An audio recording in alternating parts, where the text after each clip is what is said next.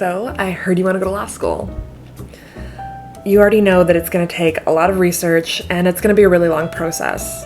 I remember when I first started applying to law school, it was really stressful, and I really could have used someone sitting me down and just walking me through the basics, so that's what I'm going to do for you today. In this video, I'm talking about GPA and LSAT, but I'm going to do a follow-up video for you talking about personal statements and letters of recommendation. So, GPA. You're going to have to recalculate your GPA based on the standards of the school that you're applying to. Some schools will only take the top 75% of your grades, other schools will take the last 2 years on your transcripts. You also may have to figure out how they calculate the GPA versus how your school does it. Do they use a 4.0 scale or 4.3 scale? How much is an A plus worth? Is it worth the same amount as an A? Because some schools do that.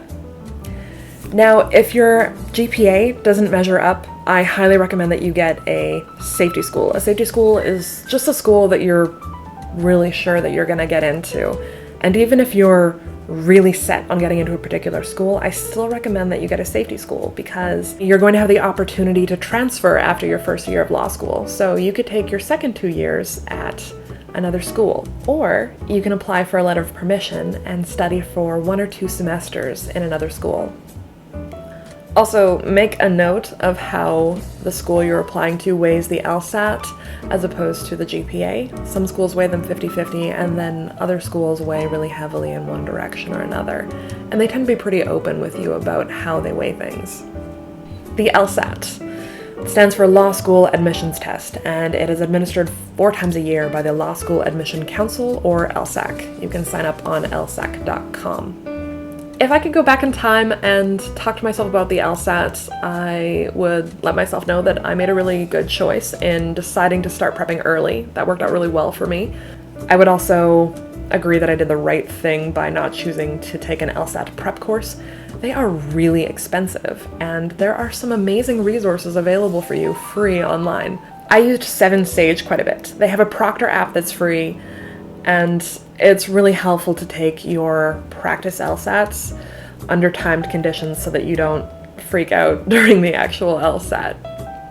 Additionally, they have resources to help you figure out how to do a better job with the logic games. I found it incredibly useful. Unlike my prep books, which didn't really speak to me. If I could go back and do it again, I wouldn't buy those prep books.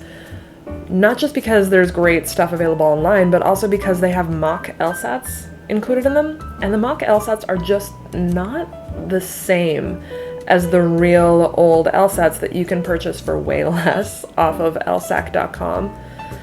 Purchase 1 or 2 books of those and do those instead. Really, they're amazing. I really liked taking the actual LSAT because there's a level of artfulness in how precise the questions are, if that makes sense. After you take a couple, I think you'll start to find the same. One last word about those online resources, though. Take them with a grain of salt, especially anything you find in a forum. People will lie to you about what their GPA is. Don't freak out. Don't let your perfectionism get a hold of you. Just focus on what you need to get into your schools. And that's it for today. Try and stay really organized. Try not to stress out too much. And if there's anything you'd like me to do a follow-up video about, leave me a comment. And check out the next video I'm doing on writing personal statements and getting those letters of recommendation.